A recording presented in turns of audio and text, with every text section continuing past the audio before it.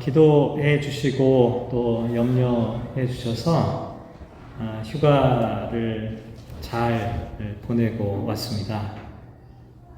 한국에 계신 어머님도 찾아뵙고 또 토론토에 있는 딸도 오랜만에 시간을 보낼 수가 있었죠. 근데 제가 생각해 보니까 참 공교롭더라고요. 한국에서 있을 때는 자식의 입장이었어요. 근데 토론토를 또 가니까 부모의 입장이더라고요.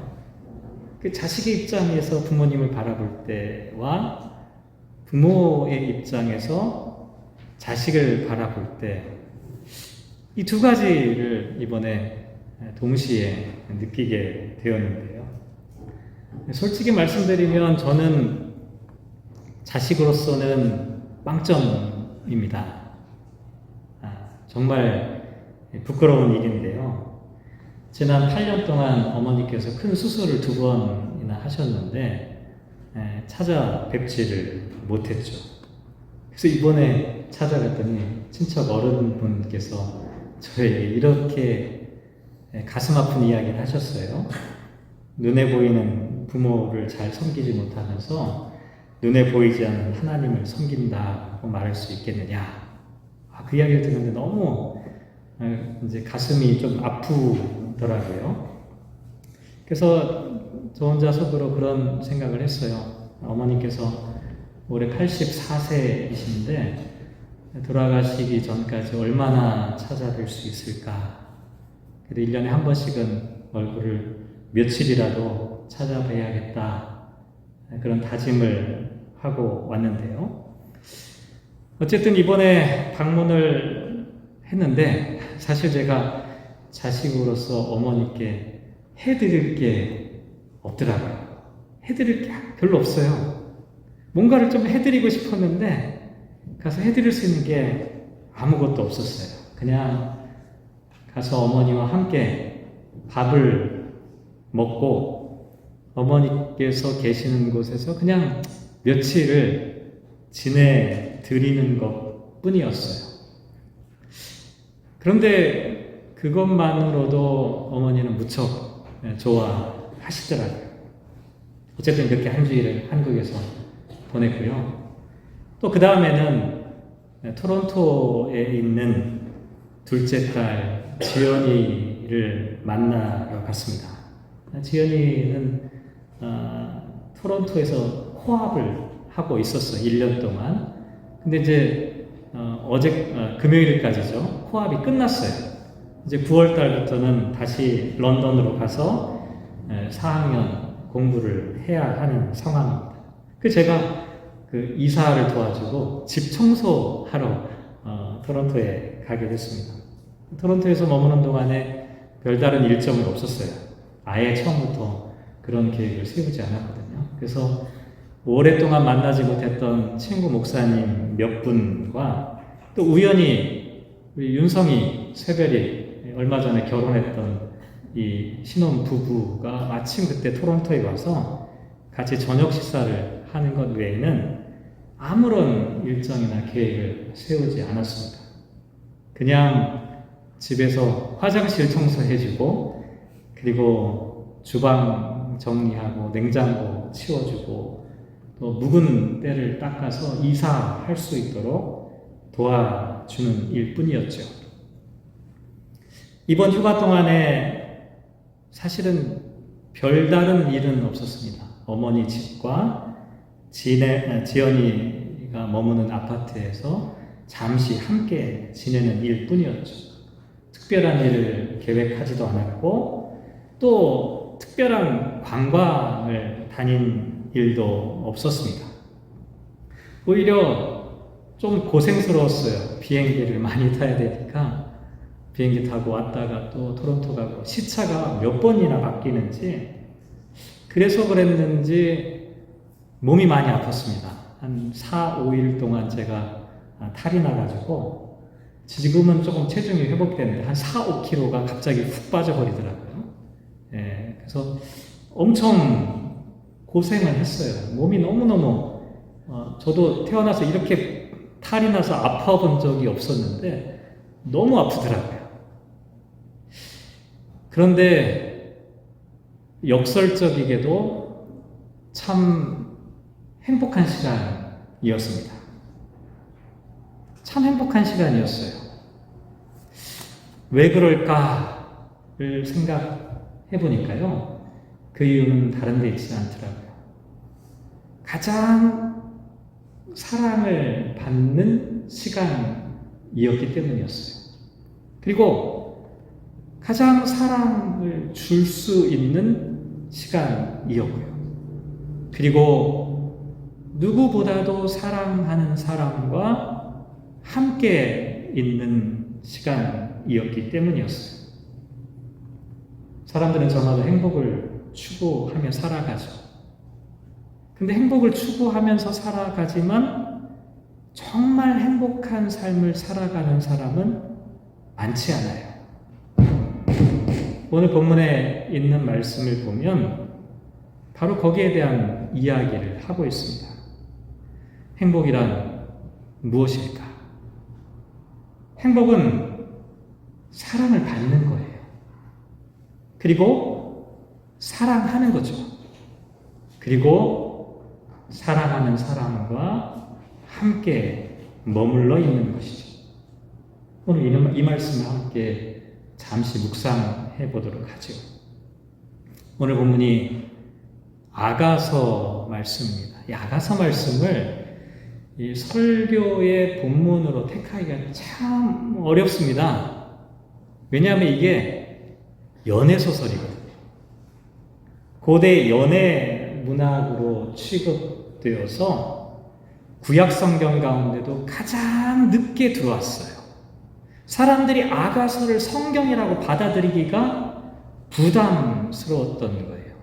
거기에는 여러 가지 이유가 있었어요. 아가서를 찾아보잖아요. 하나님이라고 하는 단어가 없어요. 야훼, 엘로임 이런 단어가 아가서에는 단 한 단어도 기록되어 있지 않아요. 뿐만 아니라 아가서에는 하나님의 구원 사건, 예를 들면 출애굽의 구원 사건 같은 그런 이야기가 하나도 없어요. 이게 신앙적인 책이라고 말하기가 참 애매합니다. 대신 아가서를 펼쳐보면 뭐만 있냐면 남녀 간의 낯뜨거운 사랑 이야기가 기록되어져 있어요. 다행히 우리 중고등부 아이들, 새싹계 아이들 아래층으로 내려가 다행인데 이게 유대인들은요 만 30살이 되기 전에 아가서는 못 읽도록 금서를 만들어놨어요. 이게 낯뜨거운 이야기가 많으니까요. 그러니까 이 책이 늦게까지 성경으로 인정받지 못했던 것이죠. 어쨌든 이 아가서를 읽어보면 남녀 간의 사랑, 솔로몬 왕과 술람미 여인이 만나서 또 사랑하고 결혼하고 또 사소한 일로 다투고 헤어졌다가 또 만나가지고 이전보다 더 뜨거운 불타는 사랑으로 사랑하는 뭐 그런 내용들로 기록되어져 있습니다. 그런데 이와 같은 이야기가 어찌 보면 세속적인 남녀 간의 사랑 이야기를 다룬 연애 소설 같은 이 책이 성경 가운데 남을 수 있었던 이유는 이 이야기의 본질이 연인들의 사랑에 관한 이야기가 아니라 그걸 통해 하나님의 사랑을 우리에게 보여주기 때문이었어요. 6세기 탈무드에서는 본문에 나와 있는 신랑을 하나님으로 또 신부는 유대 백성들로 해석했어요. 그 후에 교부 시대로 넘어가 보면 이걸 좀 더 확대해서 신랑은 예수님, 신부는 교회 혹은 성도들로 이해하게 돼. 이걸 이제 알레고리컬 인터프리테이션이라고 보통 이야기를 합니다. 또 신학자 중에 프리드리히 델리치라고 하는 분은 Two Character Dramatic Interpretation이라고 하는 표현을 통해서 아가서는 목자로 분장한 솔로몬과 술람미 여인을 중심으로 꾸며진 하나의 희곡과 같다 이렇게 이야기를 했고요. 또 어떤 사람은 liturgical interpretation이라고 하는 방법을 통해서 아가서에 나와 있는 이 노래는 어떤 종교적인 예식에서 사용되어진 리토리컬한 예전적인 어떤 그런 것이다. 뭐 이렇게 이야기를 하기도 했습니다. 근데 어쨌든 이 복잡한 이야기는 다 제쳐놓고 중요한 건 뭐냐면 아가서의 핵심은 사랑이라는 겁니다. 사랑. 솔로몬과 술람미 여인의 사랑 가운데 예수님께서 교회와 성도들을 사랑하시는 그 사랑, 그리고 사랑 그 자체이신 하나님에 대해서 말하고 있다는 거예요. 그래서 이 책이 참 중요합니다. 이 책이 얼마나 중요하냐면 아가서는 새해가 되면 가장 먼저 읽어야 하는 책이었어요. 새해가 시작될 때, 우리 식으로 따지면 1월 1일이 되겠죠. 새해가 시작될 때는 이스라엘 백성들은 전부 다 뭘 펼쳐봤냐면 아가서를 펼쳐봤다는 거예요. 다른 어떤 책도 아니었어요. 실제로 고대 유대인들에게 새해의 시작은 원래 가을이었어요. 지금쯤이었어요. 근데 이 가을이었던 새해가 어떻게 바뀌냐면 6월절로 바뀌게 돼요. 6월절로부터 새해가 새로 시작이 돼요. 왜냐하면 출애굽기 12장 2절에 보면 하나님께서 뭐라고 말씀하시냐면 이달을 너희에게 달의 시작 곧 해의 첫 달이 되게 하라라고 말씀하셨죠. 그때부터 이스라엘 백성들은 6월절을 기점으로 새해를 맞이하게 되었던 거예요. 근데 이 6월절이 되면 이 사람들이 읽었던 책이 바로 아가서였어요. 이집트에서 자유와 해방과 구원을 받았던 그 6월절, 좀 이상하잖아요? 그 6월절을 기념하는데 낯뜨거운 남녀간의 사랑 이야기를 왜 읽었을까요? 왜 이 이야기를 읽으면서 새해를 시작하도록 했던 것일까요? 왜냐하면 새로운 시작은 사랑으로부터 시작되어야 한다고 믿었기 때문이었어요. 아가서를 읽으면서 하나님께서 우리를 얼마나 사랑하시는지를 다시금 기억하는 것으로부터 새해를 시작해야 한다. 이것이 이스라엘 백성들의 마음이었던 거예요. 오늘 9월 첫 번째 주일이죠. 북미 지역에서 새해의 시작은 사실은 지금이에요. 새로운 학교, 새로운 학년, 새로운 시작을 알리게 되죠. 이때 가장 중요한 게 뭘까요? 백투스쿨 한다고 여러 가지 준비를 하는데 정말 중요한 것은 사랑이라는 겁니다. 오래 살았던 부부도 관계의 기초인 사랑이 무너지면 순식간에 허물어지게 됩니다. 그리스도인도 마찬가지입니다. 하나님의 사랑, 하나님을 사랑하는 이 관계의 기초가 바르게 정립되어 있지 않으면 모래성과 같다는 거예요. 그래서 새로운 시작을 하려면, 첫 출발을 하려면, 새 마음으로 뭔가를 좀 다짐해 보려고 하면 다른 거창한 계획을 세우기 전에 먼저 내가 하나님의 사랑을 받고 있구나 라고 하는 사실을 기억할 필요가 있었다는 것이죠. 하나님은 어떻게 사랑하고 계시는 걸까요? 오늘 보면 아가서 2장 8절 말씀에 보면 이렇게 시작합니다. 내 사랑하는 자의 목소리로구나. 보라, 그가 산에서 달리고 작은 산을 빨리 넘어오는구나. 이게 다 시로 구성되어 있는데, 이게 표면적으로 보면 술람미 여인이 사랑하는 연인 솔로몬의 목소리를 듣고 기뻐하며 즐거워하는 그와 같은 내용입니다. 그런데 이 술람미 여인이 왜 기뻐했어요? 지금 솔로몬의 모습을 보니까 어떻게 합니까? 그가 산에서 달리고 작은 산을 빨리 넘어가고 있다. 이 모습을 지금 술람미 여인이 봤다는 거예요. 이게 뭘 상징할까요? 여기 나와 있는 산이나 작은 산이라고 하는 이 표현은 그동안 솔로몬과 술람미 여인 사이를 가로막고 있었던 여러 가지 장애물들을 상징합니다. 예를 들면 솔로몬과 술람미 여인의 사랑 사이에는 엄청난 장애물이 있었어요. 뭘까요? 솔로몬은 뭡니까? 왕이잖아요. 술람미 여인은 신분이 낮았어요. 그러니까 이 사회적인 장애물, 신분적인 장애물이 가로막혀 있었던 겁니다. 또 솔로몬은 부자였잖아요. 부유했어요. 술람미 여인은 그렇지 못했습니다. 이 경제적인 장애물도 대단히 컸어요. 또 우리가 아가서를 읽어보면 술람미 여인이 가무잡잡한 피부를 갖고 있었어요. 아마도 아프리카계 여인으로 추정이 돼요. 무슨 얘기예요? 인종적인 장애물도 있었다는 거죠. 이렇게 솔로몬과 술람미 여인 사이에는 산들이 있었어요. 큰 산도 있고 작은 산도 있었어요. 장애물들이 있었어요. 두 사람의 사랑을 방해하는 일들이 많았다는 것이죠.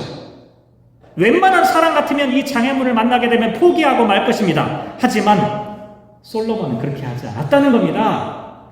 가로막혀 있는 산이 있음에도 불구하고 빨리 넘어갔다라고 말합니다. 이 빨리라고 하는 표현이 뭘까요? 지체하지 않았다는 거예요. 포기하지 않고 중단하지 않았다는 겁니다.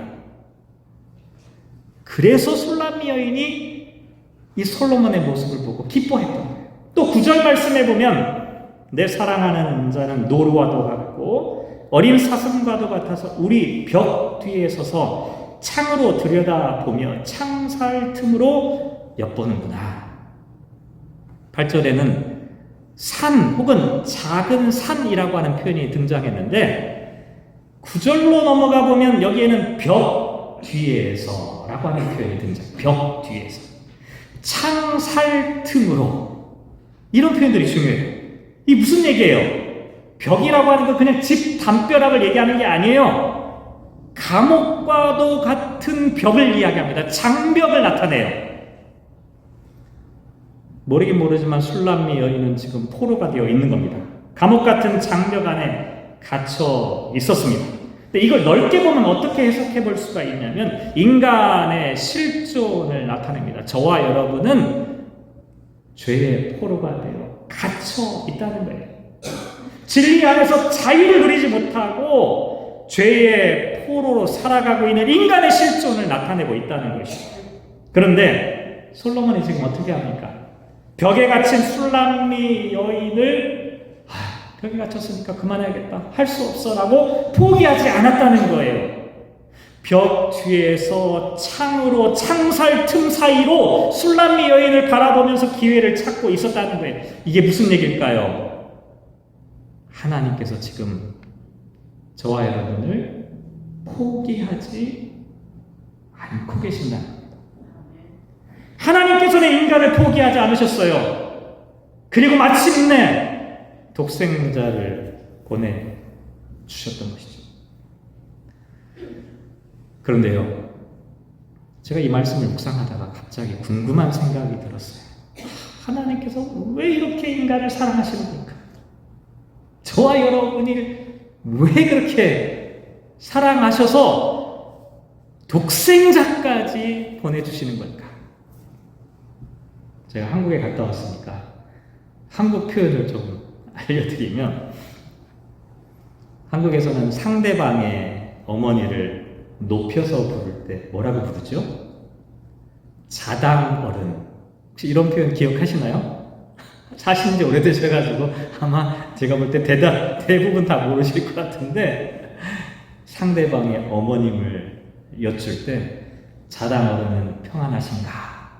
이렇게 묻는 게 뭐랄까 예법을 갖춘 그런 표현인데요. 자당, 자자라고 하는 이것은 사랑 자자입니다. 그리고 당이라는 건 집당자예요.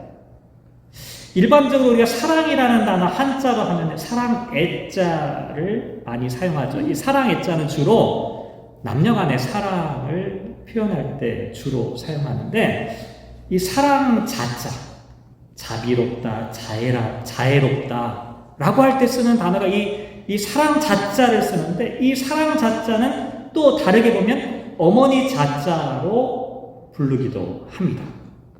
그래서 어머니를 부를 때 자당이라고 하는 단어를 쓰게 되는 거죠. 근데 이 사랑 자자를 조금 분석해 보면, 뒤에 보시면 아마 한자가 보이실지 모르겠는데, 사랑 자자는 크게 어떻게 되냐면 위에 거물 현자가 두 개가 있고 밑에 마음 심자가 있습니다. 어떤 분은 이 단어를 해석하면서 이렇게 해석하더라고요. 자식을 생각하니까 속이 시커멓게 되는, 거물 현자가 두 개나 되는 그런 분 계실 것 같은데, 생각만 해도 막 속에서 막 이게 부글부글 끓어. 거물 현자. 그런데 어떤 한학자가 이 단어 사랑 자자를 뭐라고 번역했냐면, 거뭇거뭇하다는 건 무슨 얘기냐면 잘 안 보인다는 얘기예요. 상대방이 한번 생각해 보세요. 해가 져가지고 거뭇거뭇할 때 잘 안 보여요. 가물가물해지는 상태를 나타냅니다. 가물가물해지니까 어떻게 되냐면 너와 내가, 피아가 잘 구분이 되지 않는 상태, 마음, 이렇게 표현을 했더라고요. 이게 뭘까요? 어머니의 사랑은 자기 자신과 상대방을 뚜렷하게 구분하지 않는 사랑이라는 거예요. 자식이 아프면 나도 아파요. 자식이 기쁘면 나도 즐거워요. 어머니의 사랑 가운데는 피아가 잘 구별이 안 돼요. 헷갈리는 거예요. 네가 아픈 건지 내가 아픈 건지, 네가 좋은 건지 내가 좋은 건지 구별이 안 돼요. 이게 사랑 자자입니다. 하나님의 사랑은 이런 의미에서 사랑 자자를 사용할 수가 있습니다. 왜 그런지 아십니까?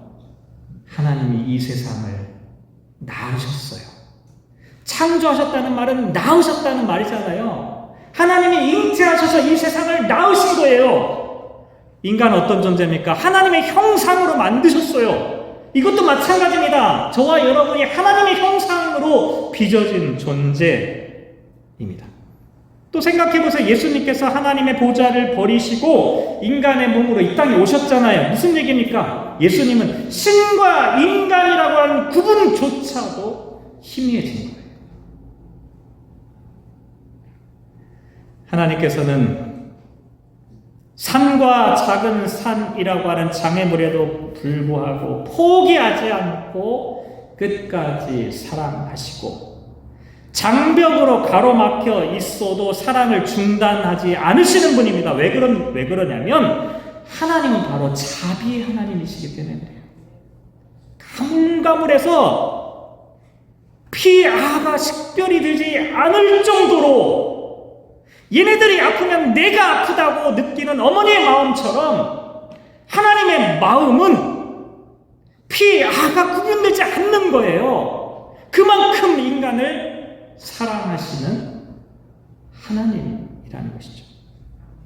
이스라엘 백성들이 새로운 시작을 할 때 아가서를 읽을 수밖에 없는 이유를 이제 조금 이해하실 수 있겠습니까? 힘들고 어려울 때면 어머님의 품이 그리운 것처럼 이스라엘 백성들은 아가서를 읽으면서 어머니의 품, 하나님의 품을 생각했던 겁니다. 주변에 산도 있고 작은 산도 있고 장벽도 있지만 그럼에도 불구하고 우리를 향해 달려오시는 하나님, 지체하지 않으시는 그 하나님의 숨결, 하나님의 사랑, 이것을 아가서에서 읽어내려고 했던 것이죠. 그런데 이렇게 숨가쁘게 달려온 솔로몬이 술람미 여인을 향해 뭐라고 말하냐면 10절과 13절에 보면 반복해서 이렇게 말하죠. 나의 사랑, 나의 어여쁜 자야 일어나서 함께 가자. 이게 사실은요 프로포즈예요. 아직 결혼하시지 않은 청년들은 이런 문구를 잘 기억해 놨다가 나의 사랑, 나의 어여쁜 자야 일어나서 함께 가자. 이런 표현 사용해보면 어떨까요? 조금 전에 설명드린 것처럼 술람미 여인은 감옥 같은 장벽 안에 갇혀 있었죠. 이에 인간의 죄인된 실존을 나타낸다고 말씀드렸는데, 그러니까 여기에 뭐라고 말하냐면 일어나라 라고 말하는 겁니다. 일어나라. 이건 스탠드업이 아니에요. 단순하게 앉아있다가 일어나는 게 아니라 새로운 생명력으로 살아난다는 뜻을 갖고 있습니다. 술람미 여인은 지금 포기 상태예요. 주저앉아 있었어요. 이미 겨울도 지나고 비도 그쳤는데 술람미 여인에게는 여전히 절망과 어둠이 가득합니다. 꽃도 피고 새들의 아름다운 지절거림 소리도 들려오지만 술람미 여인의 귀에는 아무것도 들리지 않은 거예요. 술람미 여인은 생명력과 소망을 잃어버렸습니다. 주저앉아 있었니. 디프레션이에요. 이때 솔로몬이 술람미 여인에게 말하는 겁니다. 일어나라! 이 표현이 또 어디에 나오는지 아십니까? 마가복음 5장 41절에 보면 그 아이의 손을 잡고 이르시되 달리다 쿰 하시니 번역하면 곧 내가 내게 말하노니 소녀야 일어나라. 예수님께서 회당장 야이로의 딸을 향해 달리다 쿰, 마지막 이 쿰이라고 하는 단어가 솔로몬이 술람미 여인에게 말했던 일어나라 쿰이라고 하는 단어와 똑같은 어근으로 되어져 있습니다. 예수님께서 말씀하신 겁니다. 죽은 야이로의 딸을 향해 새로운 생명력으로 살아나라. 진짜 사랑과 가짜 사랑, 겉모습만으로는 구분하기가 쉽지가 않아요. 그런데요, 열매를 보면 금방 알아요. 가짜 사랑은 시간이 지나면 지날수록 상대방을 파괴하고 어두운 그림자가 덮이게 하죠. 그런데요, 진짜 사랑은 주저앉은 사람을 다시 일어나게 합니다. 제가 휴가 기간 동안에 어머니와 함께 지냈다고 말씀드렸죠. 늙고 병든 어머니, 귀가 안 들려가지고 서로 딴소리만 해요. 그 어머니가 저에게 할 수 있는 게 아무것도 없었어요. 그런데 그 짧은 시간임에도 불구하고 제가 어머니 곁에만 있어도 막 사는 것 같아요. 살아나는 것 같아요. 왜 그럴까요? 진짜 사랑을 주시기 때문에 그런 거예요. 다른 것 안 해도 진짜 사랑을 주시기 때문에 그것만으로도 사람의 생명을 살아나게 하는 겁니다. 하나님의 사랑도 마찬가지입니다. 하나님의 사랑은 우리에게 새로운 생명력을 주시고 저와 여러분이 혹시라도 주저앉아 있으면 일어나게 하십니다. 일어나라! 솔로몬이 얘기한 다음에 또 무슨 얘기합니까? 함께 가자! 이렇게 말하죠. 여기서는 가자가 중요한 게 아니라 함께라는 단어가 중요해요. 왜냐하면 어디를 가느냐보다 더 본질적으로 신앙에서 중요한 이 함께, 신앙생활은 근본적으로 목표가 중요한 게 아니에요. 관계, 존재 자체가 중요합니다. 예전에 여러분도 아마 기억하실 텐데 목표 지향적인 삶을 신앙에서 가장 강조하셨던 분이 The Purpose Driven Life라고 하는 목적이 이끄는 삶, 한국말로 그렇게 번역이 됐죠. 릭 워렌이라고 하는 목사님, 대단히 선풍적인 인기를 끌었던 목사님. 그런데 이 목사님이 약 11년 전쯤에 막내 아들이 죽게 돼요. 이 막내 아들이 태어날 때부터 정신질환을 앓고 있었어요. 극심한 우울증을 겪고 있다가 마침내 자살하게 되었는데, 이때 리고렌 목사님과 그의 아내가 엄청나게 힘든 시간을 보내게 됩니다. 근데 나중에 리고렌 목사님이 고백하기를 뭐라고 고백하냐면, 내가 가장 힘들었을 때 수많은 사람들이 나에게 위로를 해줬지만 그 사람들의 위로는 위로가 되지 않았다는 거예요. 그런데 내가 가장 힘든 그 순간에 내 옆에서 그냥 묵묵히 아무 말도 하지 않고 그 자리를 지켜준 그 친구들이 너무나 고마웠다고 이야기합니다. 그러면서 나중에 그 사람들을 뭐라고 부르냐면, 이들은 존재의 사역자라고 하는 표현을 했어요. 존재의 사역자. 무슨 얘기냐면, 뭐 하지 않았어요. 그냥 옆에만 있었던 거예요. 그런데 이것이야말로 가장 위대한 사역이었다. 아들이었던 매트 워런이라고 하는 이 사람이 정신질환으로 고생하다가 그 어려운 시간 가운데서도 복음을 전할 기회가 있어서 복음을 받아들인 사람들이 조금 있었어요. 이 사람들도 똑같은 매튜와 비슷한 상황에 놓여 있었던 사람인데, 매튜가 죽은 이후에 리고렌 목사님께 편지를 쓰게 된 거예요. 이들의 편지를 받은 후에 리고렌 목사님이 일기를 썼는데, 그 일기 가운데 이런 글이 남아있어요. 하나님의 은혜의 정원에는 부서진 나무도 열매를 낸다. 우리는 모두 부서진 사람들이다. 이게 저는 하나님의 은혜의 정원에는 부서진 나무도 열매를 낸다.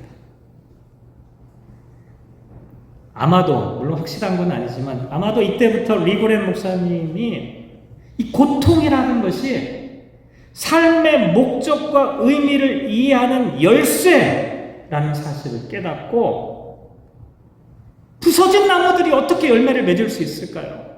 그 부서진 나무들이 할 수 있는 게 아무것도 없잖아요. 그럼에도 불구하고 하나님께서 이 부서진 나무들과 함께 하니까 그 부서진 나무들조차도 열매를 맺을 수 있게 되었구나라고 하는 사실을 깨닫는 거예요. 목적지향적인 그런 글을 쓰셨던 이 목사님이 관계와 존재의 의미를 비로소 깊이 깨닫는, 저와 여러분은 그렇지 않습니까? 우리는 모두 부러진 존재, 부서진 나무들이에요. 그럼에도 불구하고 하나님께서 우리를 사랑하신다는 거예요. 우리와 함께 하신다는 거예요. 이스라엘 백성들이 6월절을 기점으로 새로운 시작을 할 때 아가서를 읽었어요. 하나님을 몰라서였을까요? 아니에요. 신앙생활을 하다 보면 매너리즘에 빠지기도 하고, 신앙생활을 하다 보면 신앙생활의 근본적인 의미와 목적을 상실할 때도 있어요. 누구나 다 마찬가지입니다. 목사인 저도 마찬가지입니다. 아무리 뛰어난 신앙의 선배라고 할지라도 길을 잃어버릴 때가 있는 겁니다. 그럴 때 사랑이신 하나님의 사랑을 아가서를 통해 다시금 회복할 수 있었던 거예요. 아가서를 읽어보면 하나님께서 우리를 얼마나 사랑하시는지를 알 수 있었던 거예요. 그러니까 하나님이 우리와 함께 하신다는 사실을 다시금 기억하면서 삶의 의미와 목적을 찾을 수 있었던 것이죠. 그런데요, 만약에 저와 여러분이 이와 같은 하나님의 사랑이라고 하는 이 신앙의 본질을 찾지 못하면 어떻게 될까요? 마가복음 7장 6절과 7절 말씀해 보면 예수님께서 이렇게 말씀하셨어요. 이 백성이 입술로는 나를 공경하되 마음은 내게서 멀도다. 사람의 계명으로 교훈을 삼아 가르치니 나를 헛되이 경배하노라. 놀라운 게 뭐냐면, 사랑을 잃어버려도 종교 생활은 가능해요. 그런데 참된 사랑을 잃어버리면 우리에게 남는 것은 껍데기 율법, 텅 빈 계명뿐입니다. 사랑하는 성도 여러분, 하나님께서 우리에게 이렇게 말씀하십니다. 사랑하는 자여, 일어나서 함께 가자. 하나님의 사랑을 받고 하나님을 사랑하고 하나님과 함께 동행하는 저와 여러분 되시기를 주님의 이름으로 축복합니다. 기도하겠습니다. 사랑이신 하나님, 하나님의 사랑을 잊고 살았던 저희들의 무지함과 어리석음과 교만함을 용서하옵소서.